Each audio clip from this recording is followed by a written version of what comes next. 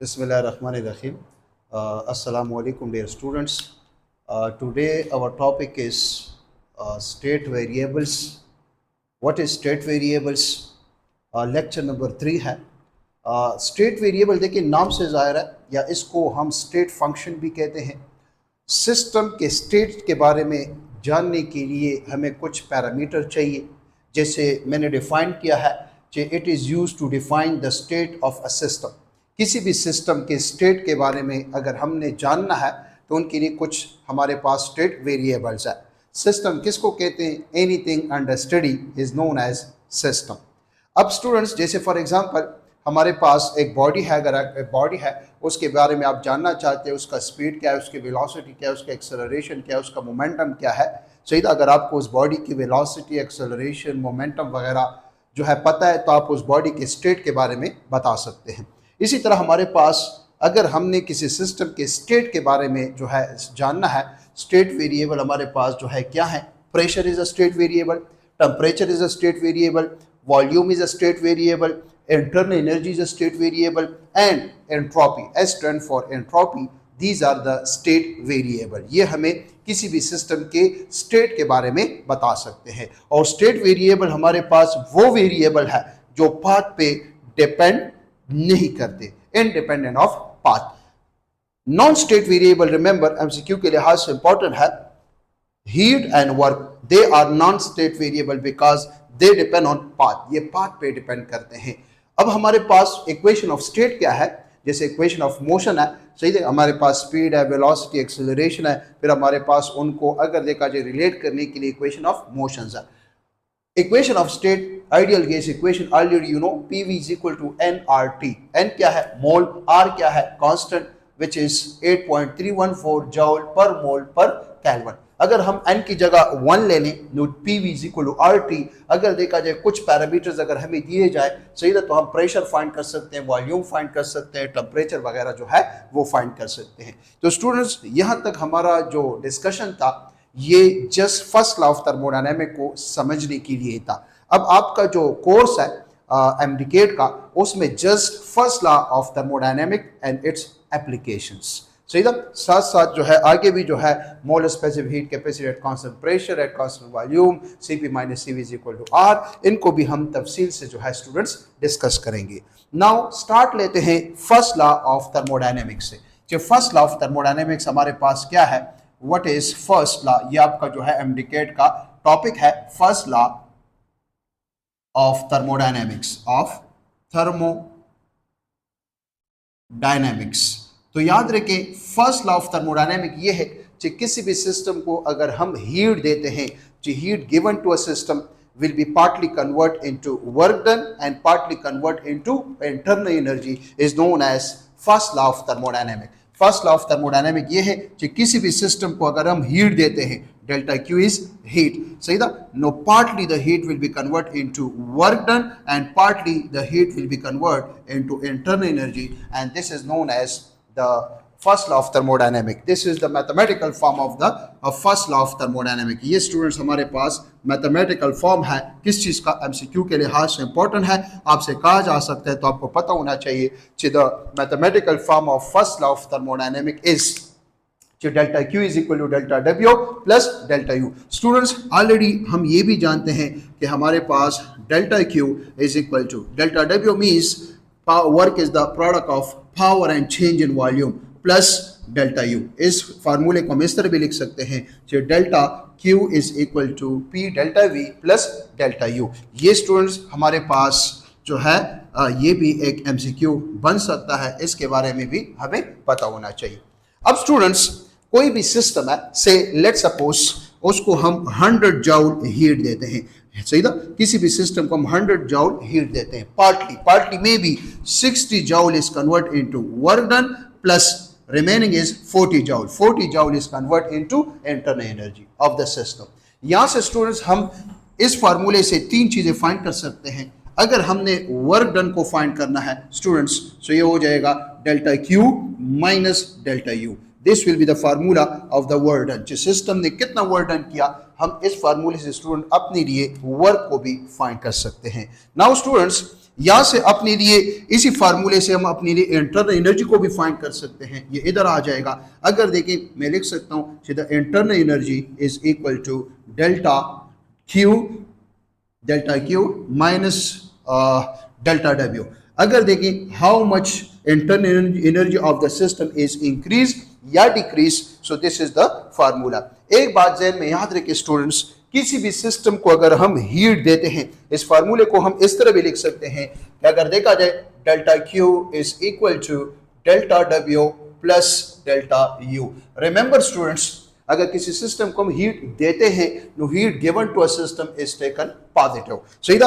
अगर work done by the system होगा, so फिर ये जो वर्क होगा that will be taken positive। इन अल्फाज को गौर से सुने, जो work done by the system is positive. अगर हीट देते हैं और हीट देने से टेम्परेचर में इंक्रीज आ रहा है, तो याद रखें internal energy will be taken positive. अगर किसी सिस्टम से हीट लीव हो रहा है, तो leave heat to the from the system, that will be taken negative। और जो वर्क होगा वो भी हम फिर क्या, अगर work done on the system होगा, that will be taken negative. और अगर किसी भी सिस्टम, अगर कोई सिस्टम है जिसका टेम्परेचर डिक्रीज हो रहा है, तो इंटरनल एनर्जी में डिक्रीज आएगा, that will be taken negative. तो याद रखें, ये हमारे पास क्या कहलाता है, first law of thermodynamic. Remember, इसके जो रिजल्ट्स है वो हमारे पास ये है, रिजल्ट्स या consequences, results of first law of thermodynamic. First result ये है कि this is the law of conservation of energy.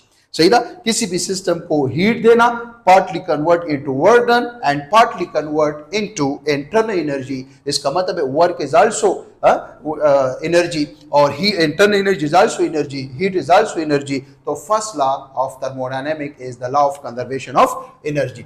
Law of conservation, law of conservation of energy, law of conservation of energy. First law हमें बताता है, सही था, आपसे MCQ में पूछा जा सकता है कि first law is dash, so your answer should be कि first law of thermodynamic is the law of conservation of energy. Second, अगर देखा जाए किसी भी सिस्टम को अगर हम हीट देते हैं, तो इसका मतलब है heat is convert into work done plus internal energy. तो हम कह सकते हैं कि heat is energy in transit, heat is energy in transit. Heat हमेशा क्या होता है, वो ट्रांजिट होता है। सही था। ट्रांजिट का मतलब है ट्रांसफॉर्म होता है। सही था। Heat never contain by body, why, because convert into work done plus internal energy. तो मैं लिख सकता हूं heat never contain by a body. Heat never contain by body. ये बुलेट पॉइंट्स है, इनके बारे में आपको पता होना चाहिए स्टूडेंट। अगर देखा जाए डेल्टा यू, डेल्टा यू हमारे पास क्या है स्टूडेंट्स, वो ऑलरेडी आप जानते हैं कि delta U is the state variable. First law of thermodynamic में जो स्टेट वेरिएबल है वो हमारे पास अगर देखा जाए delta U is a state variable. सही था स्टूडेंट्स। डेल्टा यू जो हमारे पास है वो है state variable. Delta U is a state variable. तो ये अगर एमसीक्यू में आता है कि which option is the correct option, your answer should be all options are the correct option for the first law of thermodynamics. Students, हमारे पास cyclic process, सही था, कौन सा प्रोसेस होता है, वो प्रोसेस जैसे फॉर एग्जांपल ये एक सिस्टम है, let's suppose pressure is P1, temperature is T1, internal energy is U1। सही था। चलो, pressure, temperature, volume is V1। अगर ये सिस्टम अंडरगोज होता है और ये यहां पर अगर देखा जाए this is pressure P2, this is temperature T2, this is volume V2। फिर स्टूडेंट्स ये जो है हमारे पास नेक्स्ट जो हमारे पास प्रेशर होगा वो P3, temperature T3, volume V3। फिर यहां से अगर देखा जाए let's suppose this is pressure P4, temperature T4 और वॉल्यूम हमारे पास V4। और यहां से दोबारा अगर देखें तो वही हमारे पास टेम्परेचर दोबारा आ जाएगा। तो इसका मतलब ये कौन सा प्रोसेस है, साइक्लिक प्रोसेस है। वही temperature, no change in temperature. जो अगर टेम्परेचर में चेंज नहीं आ रहा तो इंटरनल एनर्जी में चेंज नहीं आएगा, और जब इंटरनल एनर्जी में चेंज नहीं आएगा तो heat will be completely convert into work done. जो हीट होगा वो कंप्लीट वर्क डन में होगा। तो इसका मतलब है जो साइक्लिक प्रोसेस है students, cyclic process. Cyclic process में हमारे पास जो चेंज इन टेम्परेचर होता है वो जीरो होता है, तो फिर चेंज इन इंटरनल एनर्जी क्या हो जाएगी, जीरो हो जाएगी। और फर्स्ट लॉ ऑफ थर्मोडायनेमिक के मुताबिक heat will be completely convert into work done which is the drawback, जो कि हमारे पास फर्स्ट लॉ ऑफ थर्मोडायनेमिक का ड्रॉबैक है।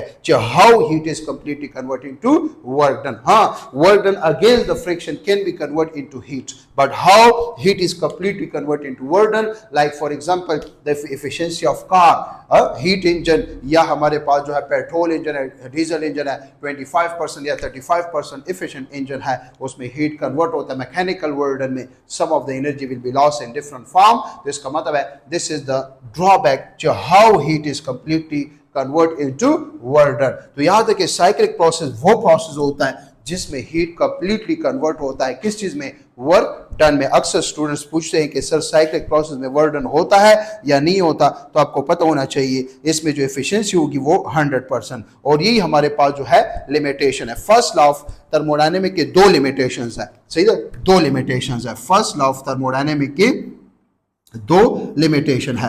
फर्स्ट लिमिटेशन ये है कि heat is completely convert into work done, सही था, heat is completely convert into work done which is not possible. अगर ये होता तो इसका मतलब है कि फिर हमारे पास जो है एफिशिएंसी क्या होती, 100%। सेकेंड हमारे पास जो है does not show direction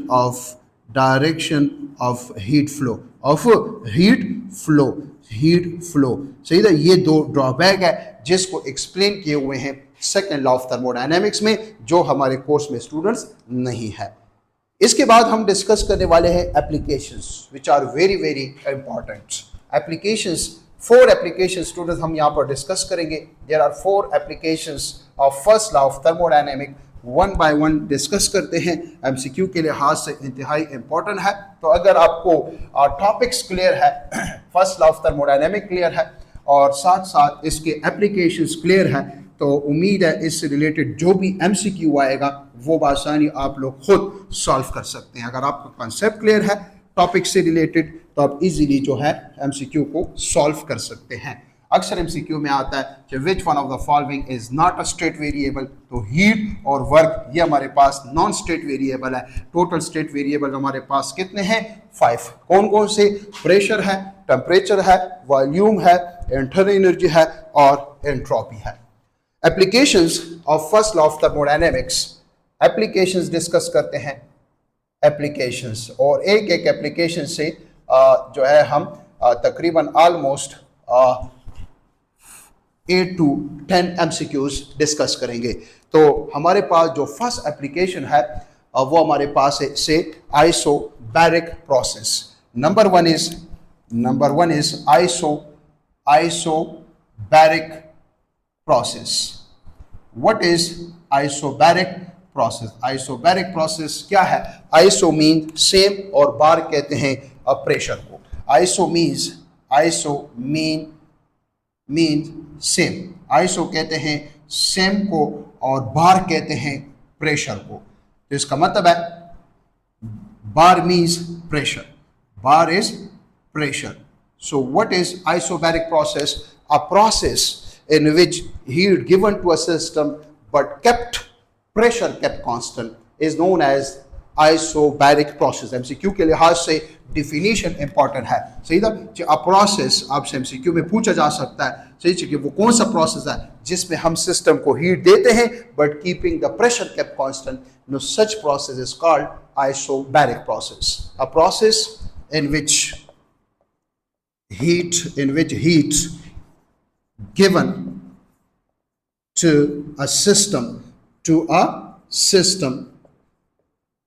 a process in which heat given to a system but pressure kept constant। वो सिस्टम जिसमें हम किसी भी सिस्टम को, सिस्टम क्या होता है स्टूडेंट्स, रिमेंबर ये हमारे पास क्या है, anything under study is known as system. याद रखें आइसोबैरिक प्रोसेस में ये जो पिस्टन होता है ये मूवेबल पिस्टन होता है। अब हम हीट दे रहे हैं सिस्टम को, लेट सपोज इसमें आइडियल गैस पड़ा हुआ है जिसका हमारे पास लेट सपोज प्रेशर है P1, टेम्परेचर है T1 इंटरनल एनर्जी है U1। Remember this is MCQ, ये हमारे पास डिफिनीशन है। आपसे कहा जा सकता है, आपको डिफिनीशन दिया जा सकता है और आपसे कहा चार ऑप्शंस दे सकते हैं कि वो कौन सा प्रोसेस है जिसमें प्रेशर केप्ट कांस्टेंट, आइसोबैरिक है, आइसोकोरिक है, आइसोथर्मल है, एडियाबैटिक है। तो स्टूडेंट्स आपको पता होना चाहिए। याद रखें सेकंड MCQ, इसमें जो पिस्टन होता है वो हमारे पास कौन सा होता है? मूवेबल पिस्टन होता है, movable piston. The piston is movable, this is also MCQ। याद रखें हीट गिवन है तो याद रखें delta Q is positive and P is constant, P is constant. Pressure क्या होता है? वो हमारे पास कांस्टेंट होता है, pressure is kept constant. Now इस सिस्टम को अगर, दिस इज आल्सो MCQ, अगर इस सिस्टम को स्टूडेंट्स हम हीट दे रहे हैं तो remember student this is MCQ, ये भी हमारे पास MCQ है, ये भी हमारे पास MCQ है, और ये जो अब मैं थर्ड लिखवा रहा हूं, अगर हम सिस्टम को हीट दे रहे हैं तो इसका मतलब सिस्टम एक्सपेंड हुआ, वॉल्यूम V1 से बन गया से V2, वॉल्यूम क्या हो जाएगा? इंक्रीज। अगर देखें टेम्परेचर T1 से T2, टेम्परेचर इंक्रीज। अगर स्टूडेंट देखें वॉल्यूम टेम्परेचर, अगर टेम्परेचर इंक्रीज होता है तो इंटरनल एनर्जी वो भी हमारे पास क्या हो जाएगी? इंक्रीज। लेकिन अगर मैं आपसे कहूँ प्रेशर तो वो P1 से क्या होगा? वही P1 होगा। सो कौन सा, अक्सर आपसे कहा जा सकता है विच option is the correct option for isobaric process? A, B, C, D, E में दिया हुआ है ऑल, सो आप कहेंगे all options are the correct option. तमाम ऑप्शंस क्या हैं? वो हमारे पास जो है करेक्ट ऑप्शंस है। तो ये हमारे पास कौन सा प्रोसेस कहलाता है? आइसोबैरिक प्रोसेस कहलाता है। Such process is known as isobaric process. और याद रखें आइसोबैरिक प्रोसेस में हमारे पास वर्क डन होता है, मतलब the work done is non zero. अगर आपसे कहा जाए कि फर्स्ट लॉ of thermodynamics,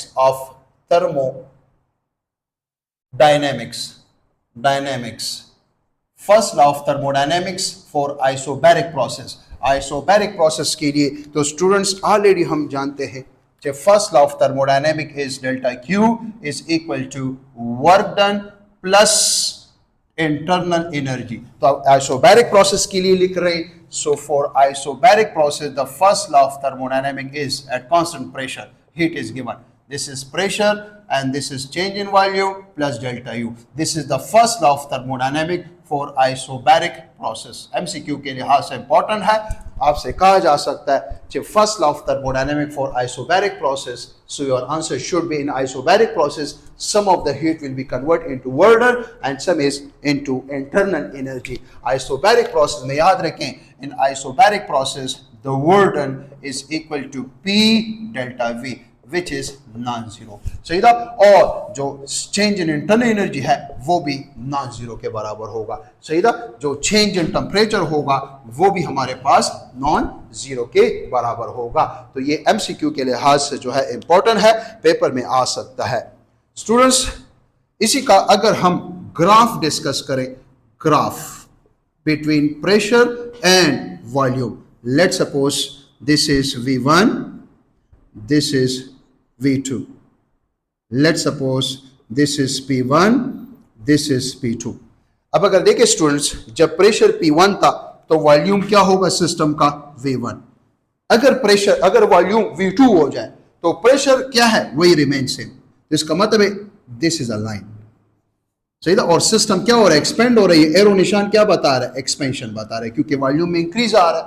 और इसको हम नाम देंगे isobar, isobar। So this is the graph. So this is the graph. The area under the graph is equal to work done। इस ग्राफ के नीचे जो एरिया होगा, याद रखें area under graph, area under graph जो होगा ये क्या होगा? Area is equal to length multiply breadth which is pressure and this is change in volume which is equal to work done। सही था। और अगर देखा जाए MCQ ये भी आ सकता है, MCQ ये भी आ सकता है कि in PV graph a line which is parallel to x-axis it shows isobaric process, it shows isobar। सही था। in PV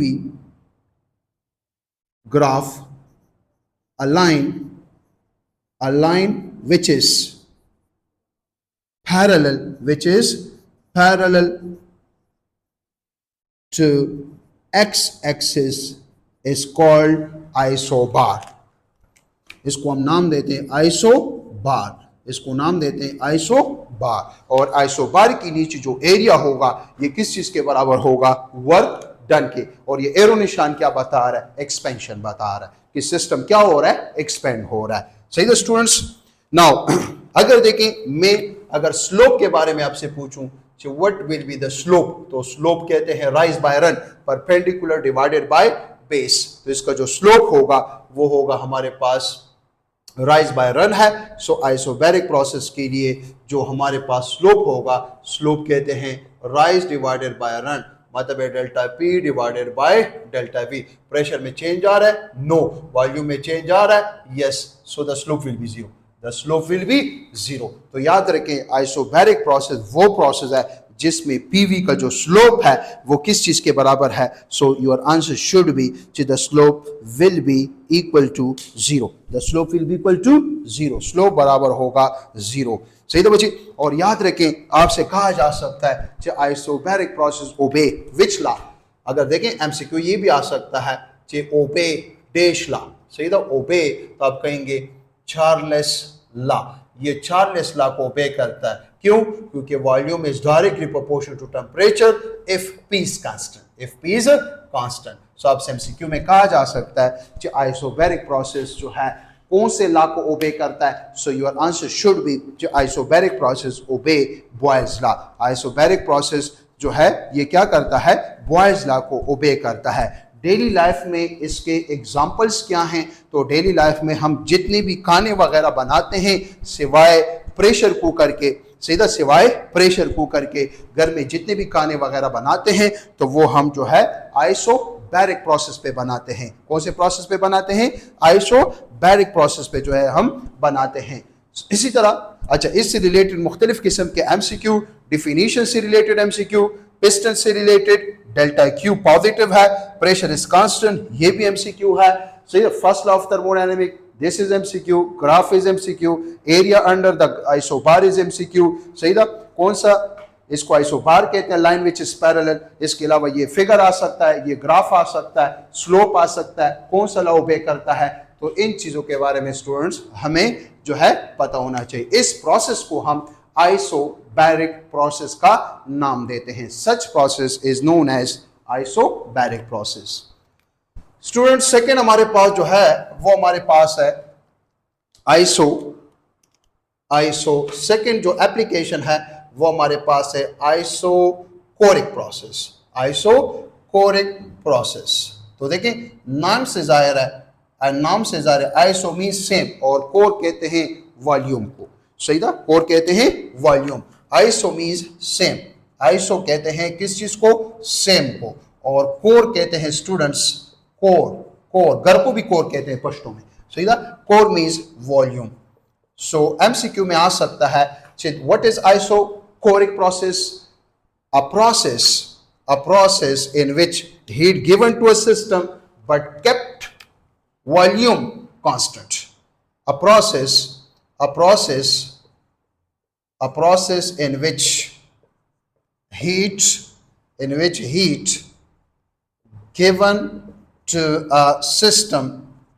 given to a system but keeping क्या कांस्टेंट, कीपिंग वॉल्यूम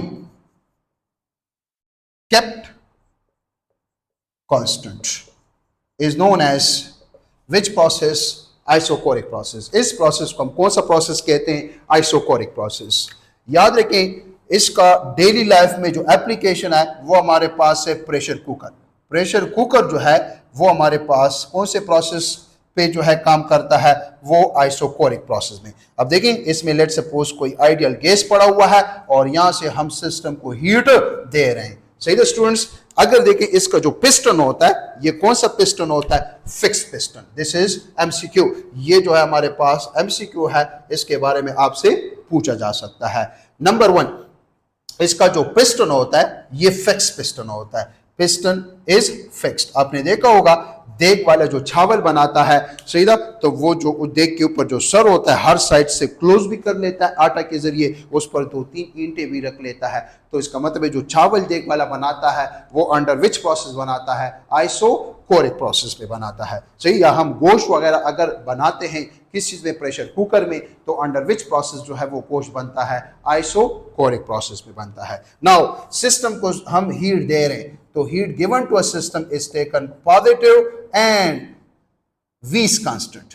V हम क्या ले रहे हैं, कांस्टेंट। अगर V कांस्टेंट ले रहे हैं, no change in volume will be zero. अगर चेंज इन वॉल्यूम जीरो है स्टूडेंट, तो इसका मतलब है the work done will be how much, zero. Isochoric process में वर्क डन किस चीज के बराबर होता है, वो हमारे पास जीरो के बराबर होता है। नाउ अगर देखें, लेट सपोज ये सिस्टम है, इसका टेम्परेचर इनिशियली T1 है, इसका टेम्परेचर क्या हो जाता है, T2 हो जाता है। इसका अगर टेम्परेचर इंक्रीज तो वॉल्यूम क्या हो जाता है, अल्लाह अकबर, इंटरनल एनर्जी क्या हो जाती है, वो भी इंक्रीज हो जाती है। इसका प्रेशर क्या होता है, P1 से बन जाता है P2, वो भी इंक्रीज होता है।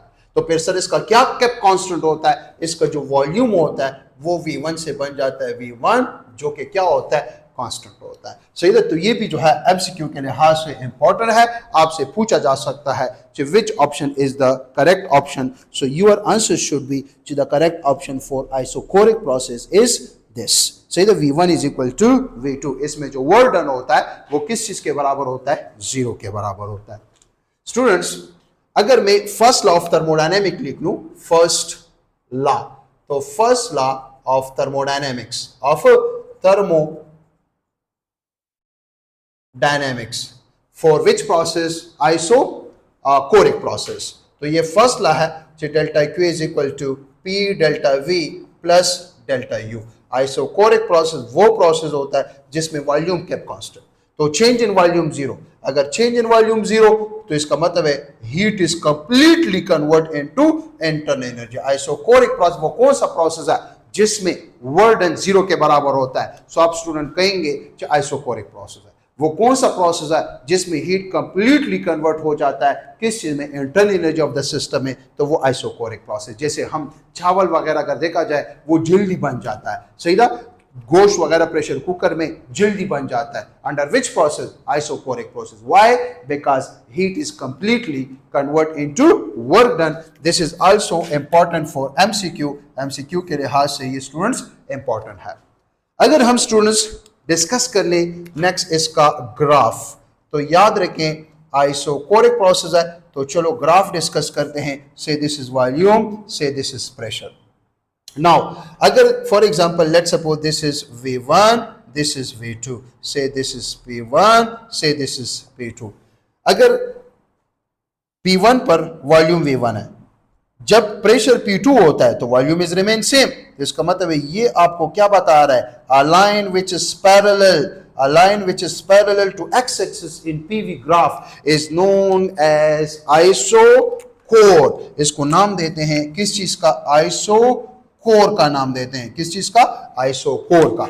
और इसके नीचे जो एरिया होगा वो किस चीज के बराबर होगा, जीरो। एरिया अंडर आइसोकोर, तो वो किस चीज के बराबर होगा, जीरो के बराबर होगा। किस चीज के बराबर, जीरो। अगर एरिया जीरो है तो work done will be zero. तो वर्क डन किस चीज के बराबर, जीरो। और अगर हम स्लोप डिस्कस करें स्टूडेंट, तो स्लोप कहते हैं delta P divided by delta V। सो अगर देखा जाए ये हो जाएगा डेल्टा P और zero. Any number divided by zero, the result is infinity. तो याद रखें ये हमारे पास जो है डिस्कशन था रिलेटेड टू आइसोकोरिक प्रोसेस। तो एमसीक्यू के लिहाज से इंपॉर्टेंट है, ये पेपर में आ सकते हैं, तो इनके बारे में हमें और आपको पता होना चाहिए।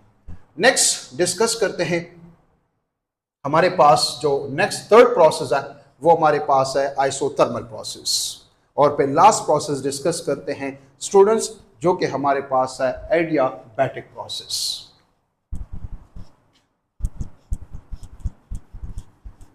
दो प्रोसेस हमने डिस्कस किए, इनसे रिलेटेड जो है एमसीक्यू वगैरह पेपर में आ सकते हैं, तो इनको स्टडी करें। जो बुलेट पॉइंट्स है वो अपने साथ जो है नोट करें, इंपॉर्टेंट पॉइंट्स।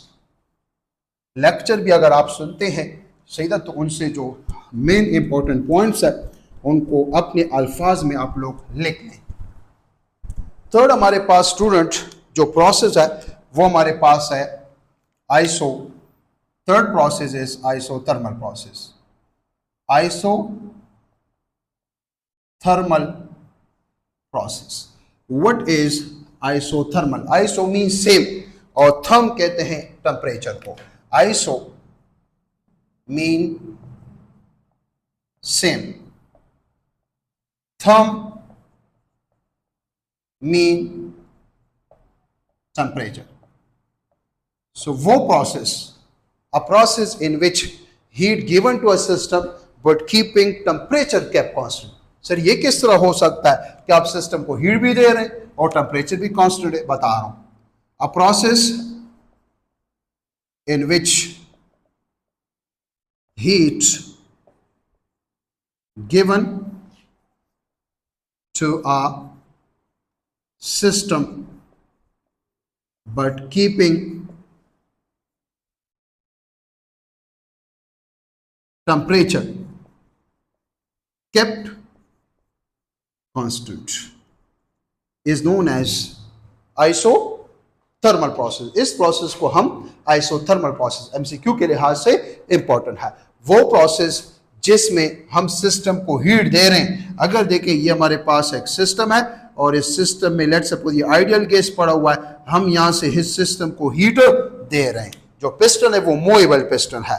अब heat given to a system है तो रिमेंबर हीट गिवन है तो इसका मतलब है डेट इज टेकन पॉजिटिव। और किस चीज को केप कांस्टेंट ले रहे हैं? टेम्परेचर को केप कांस्टेंट ले रहे हैं। तो change in temperature will be zero. अगर चेंज इन टेम्परेचर जीरो तो change in internal energy is zero. Internal energy is constant. The internal energy must be constant. Internal energy क्या होगी? वो होगी constant. Now, अगर हम कहें कि हमारे पास ये जो सिस्टम है, अब देखें हीट दे रहे सिस्टम को, से पहले वॉल्यूम था V1, अब देखें एक्सपेंशन हो रहा है तो वॉल्यूम V1 से बन गया V2। अगर volume increase, pressure decrease, pressure हो जाएगा डिक्रीज। थर्ड हमारे पास टेम्परेचर इज रिमेन सेम। और अगर इंटरनल एनर्जी की बात करें तो वो भी हमारे पास internal energy is also remain same. तो ये कौन सा प्रोसेस है? ये हमारे पास आइसोबैरिक प्रोसेस। इसके एप्लीकेशंस क्या है? Application is latent heat of vaporisation, latent heat of fusion. सही था, latent heat of vaporisation, latent heat of fusion, latent heat of fusion, latent heat of vaporization, the amount of heat required for a solid substance to change its state from solid to liquid without any change in temperature is known as latent heat of fusion, or the amount of heat required for a liquid at its boiling point to change its state from liquid to gaseous form without any change in temperature. तो इसका मतलब है उसको कहते हैं latent heat of vaporization. तो sir अगर heat का काम टेम्परेचर चेंज करना नहीं है यहाँ पर तो फिर क्या होगा? स्टेट को चेंज करना। किस चीज को चेंज करना? स्टेट को चेंज करना। अगर इसके लिए स्टूडेंट्स हम फर्स्ट लॉ लिख लें, first law of thermodynamics, first law of thermodynamics. What is the first law of thermodynamics for isothermal process? So याद रखें फर्स्ट लॉ हमें कहता है कि delta Q is equal to delta W plus delta U। Delta Q at temperature T, तो अगर temperature constant है तो इसका मतलब है change in internal energy will be zero, क्योंकि internal energy will be constant. यहां पर अगर देखा जाए student, this is also an important MCQ, और यही अगर देखा जाए ड्रॉबैक है किस चीज का? फर्स्ट लॉ ऑफ थर्मोडायनेमिक का, जो how heat is completely converted to work done. तो अगर देखा जाए वो कौन सा प्रोसेस है जिसमें change in internal energy zero है और हीट कंप्लीटली कन्वर्ट हो जाता है वर्क डन में, तो स्टूडेंट्स आप नाम देंगे कि वो प्रोसेस हमारे पास आइसोथर्मल प्रोसेस है। Such process is known as isothermal process. Isothermal process वो प्रोसेस है जिसमें हीट कंप्लीटली कन्वर्ट हो जाता है किस चीज में? वर्क डन में। सही था। और याद रखिए स्टूडेंट, ये ओबे करता है Boyle's law, obey Boyle's law, Boyle's law को ओबे करता है, क्योंकि बॉयल्स लॉ आप जानते हैं कि pressure is inversely proportion to volume if T is constant. अगर क्या कांस्टेंट होगा? टी कांस्टेंट होगा। स्टूडेंट अगर हम ग्राफ को डिस्कस कर लें, सो this is volume and this is pressure. तो पी और वी के दरमियान इनवर्स रिलेशन है, लीनियरली इनवर्स रिलेशन है। तो अगर देखा जाए ये हो जाएगा हमारे पास ग्राफ, और इसको हम नाम देंगे आइसोथर्म। और स्टूडेंट अगर इसी ग्राफ को मैं इस तरह बनाऊं, this is P and this is 1/v, तो फिर इसका ग्राफ स्ट्रेट लाइन होगा, फिर इसका ग्राफ स्ट्रेट लाइन होगा। और याद रखें area under isotherm is work, area under isotherm is work done, is work done.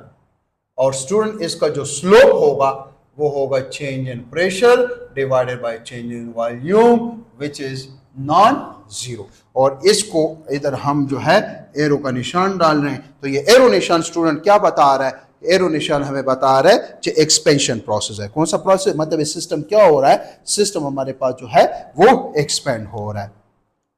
Now next हमारे पास जो स्टूडेंट लास्ट प्रोसेस है वो हमारे पास है adiabatic process. Adiabatic process, a process in which no heat given to a system, no leaf. A process in which no heat given, no leaf to the system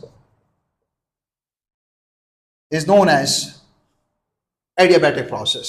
इसका मतलब है अगर देखें यहां पर जो डेल्टा क्यू होगा वो क्या होगा? जीरो।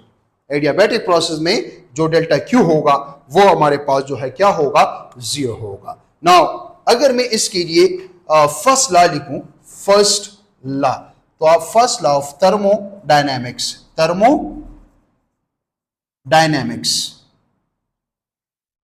तो इसके लिए जो फर्स्ट लॉ होगा, अब देखें heat given to a system partly convert into work done and partly into internal energy.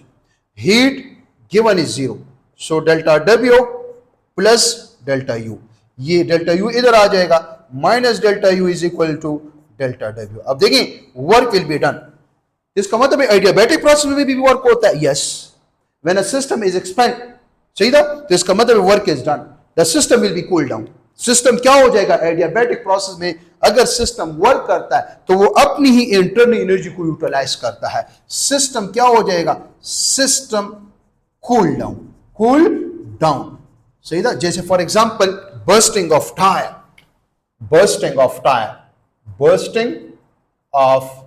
A tyre या balloon is the example of what? Adiabatic process. या इसके अलावा क्लाउड फॉर्मेशन, जब देखें क्लाउड जो बनते हैं एवेपोरेशन होता है और यही जो है वाटर मॉलिक्यूल ऊपर चले जाते हैं, तो प्रेशर क्या होता है? कम होता है एटमॉस्फेरिक प्रेशर, जिसकी वजह से अगर देखा जाए वाटर मॉलिक्यूल बबल क्या हो जाता है? बर्स्ट हो जाता है, अपनी इंटरनल एनर्जी यूटिलाइज कर लेता है और फिर जो है बारिश के फॉर्म में दोबारा आता है। तो इसका मतलब है क्लाउड फॉर्मेशन। इसके अलावा अगर देखा जाए sound wave propagate in air, sound wave propagate in air, already आप जानते हैं अकॉर्डिंग टू लैप्लास। याद रखें adiabatic process a quick process, क्योंकि ये बाहर से एनर्जी नहीं लेता टूवर्ड डन, ये अपनी ही इंटरनल एनर्जी को स्टूडेंट्स यूटिलाइज करता है, सही था। तो ये कौन सा प्रोसेस है? Quick process. ये जो है क्विक प्रोसेस है, it is a quick process. और ये भी ओबे करता है, ओबे बॉयल्स लॉ, लेकिन इसके लिए PV power gamma is equal to constant. और ये जो गामा है ये आगे डिस्कस करते हैं, molar specific heat capacity at constant pressure to molar specific heat capacity at constant volume.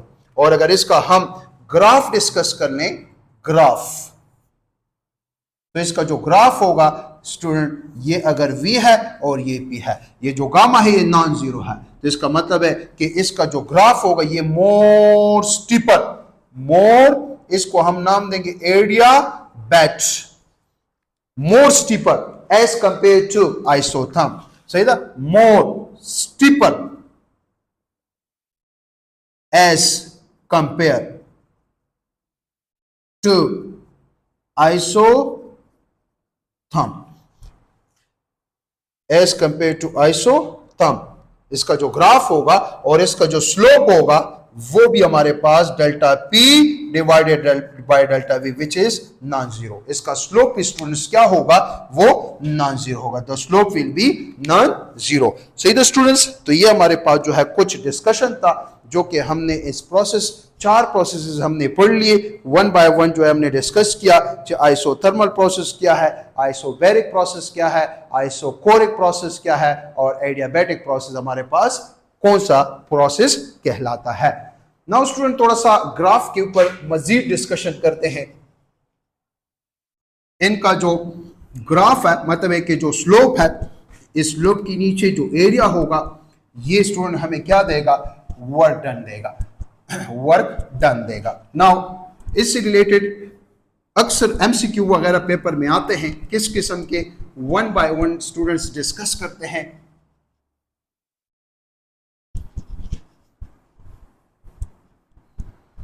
अभी हमने पढ़ा कि हमारे पास अगर देखें किसी भी सिस्टम को अगर हम हीट देते हैं और partly the heat is convert into work done and partly convert into internal energy, तो ये स्टूडेंट कौन सा प्रोसेस था, ये हमारे पास था आइसोबैरिक प्रोसेस। तो आइसोबैरिक प्रोसेस वो प्रोसेस है जिसमें हमारे पास heat partly convert into work and partly into internal energy, both will be non zero. सही था, under at constant operation.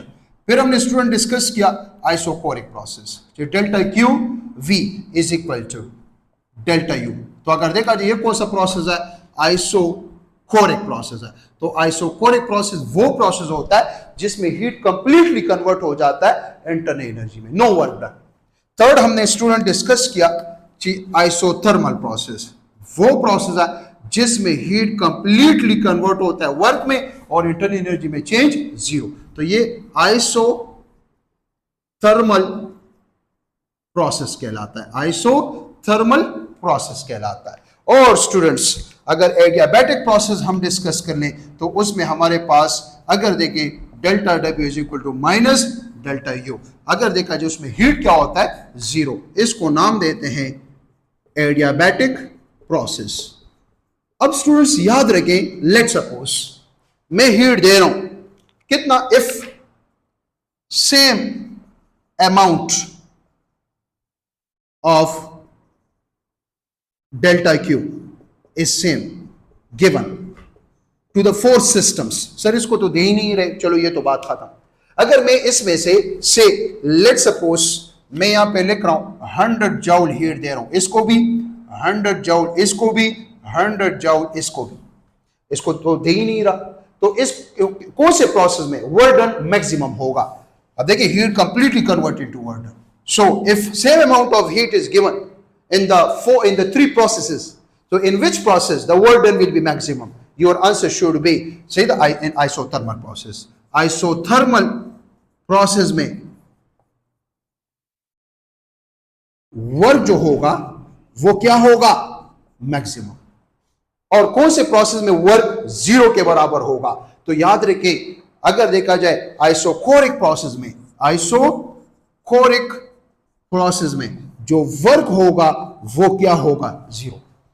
If same heat is provide, we have three systems, isoperic, isocoric, isothermal. In which process the work done will be maximum? So your answer should be isothermal process. In which process the work done will be zero? Your answer should be जो है वो हमारे पास है isocoric. और in which process the work done will be minimum? So your answer should be कि वो हमारे पास अगर देखा जाए कौन सा प्रोसेस है, एडियाबैटिक। लेकिन चलो इसको तो हम हीट देते ही नहीं। अच्छा एक और डिस्कशन करते हैं ग्राफ से रिलेटेड।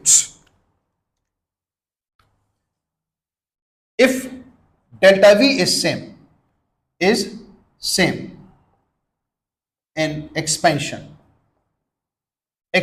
process हो रहा है और डेल्टा वी सेम है, क्या मतलब है, इधर देखें स्टूडेंट्स, ये वॉल्यूम है, ये प्रेशर है। अभी हमने one by one process discuss किया। a line which is parallel to y axis, इसको हम नाम देते हैं क्या, iso bar. A line which is parallel to y axis, इसको हम नाम देते हैं आइसो कोर. सही था स्टूडेंट्स. और ये हमने पढ़ा कि ये हमारे पास है आइसोथर्म एक्सपेंशन है. और स्टूडेंट ये जो है ये है एरिया बैट. अब देखिए students, change in volume is remain same. Change in volume is remain same. If delta V is remain same, now in which slope area under the slope is maximum? So आप कहेंगे हमारे पास expansion तो सबसे maximum work जो होगा, देखिए work under isothermal isobaric, फिर है work under slow work area under isotherm, और थर्ड हमारे पास जो है वो है एरिया बैट. अगर देखा जाए आइसोकोरिक में तो वर्क है ही नहीं, तो किस स्लोप के नीचे एरिया सबसे ज्यादा है, इसके नीचे. सो आइसोबैरिक प्रोसेस में work done maximum, second isothermal के नीचे, और थर्ड हमारे पास क्या है, adiabatic. If the change in volume is kept if the change in volume is kept constant, in which process the work done will be maximum, your answer should be isobaric process. लेकिन अगर मैं ये कहूं students, if ये if है, is नहीं, if delta V is same और expansion के बजाय मैं कंप्रेशन का वर्ड इस्तेमाल करूं, compression, if a system is compress, then ये मैं ग्राफ बना रहा हूं, this is volume, this is pressure. Remember students, this will be, इसको हम नाम देंगे आइसोबार, इसको नाम देंगे आइसो